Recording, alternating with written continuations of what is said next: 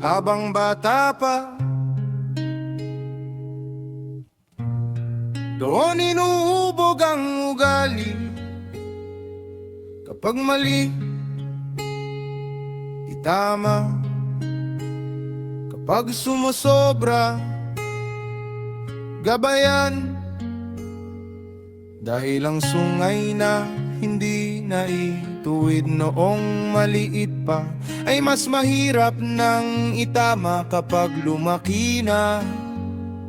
Ang disiplina ay hindi kawalan ng pagmamahal. Minsan ito ang pinakamalalim na anyo ng pagmamahal.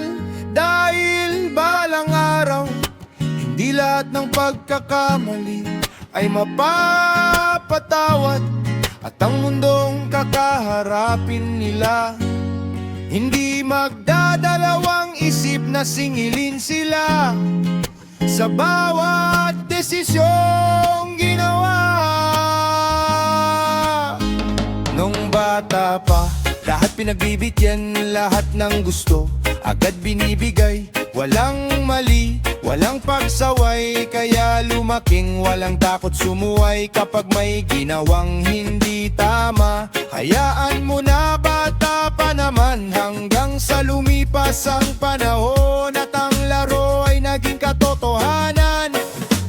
Minsan ang problema hindi sa mundo, sa labas. Minsan nagsisimula ito sa loob ng bahay. Salamin ng tahanan, ang batang lumalaki. Kung anong itinanim, siya ring aanin. Hindi lahat ng mali may ibang dapat sisihin. Minsan kailangan ding tanggapin, may pagkukulang din. Kapag may nasaktan, kapag may buhay na nasira, biglang may ibang tinuturo, may ibang gustong sisihin. Video games, barkada, internet, lahat na lang may kasalanan. Pero walang gustong umamin na may aral na hindi na ituro noon. Ang disiplina ay hindi galit, ang paggabay ay hindi pagmamalupit, ang pagmamahal ay hindi lang pagbibigay ng gusto, kundi pagtuturo ng tama at mali. Salamin ng tahanan, ang batang lumalaki.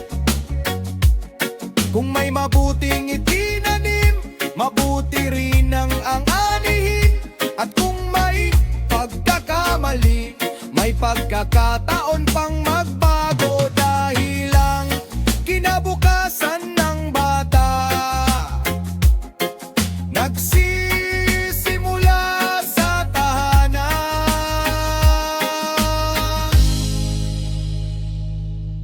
Hindi pa huli para magturo,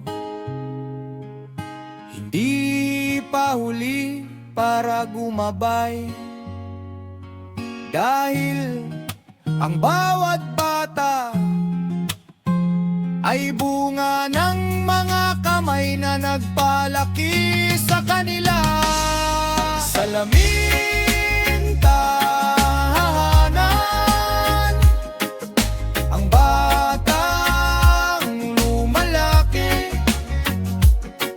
Kung anong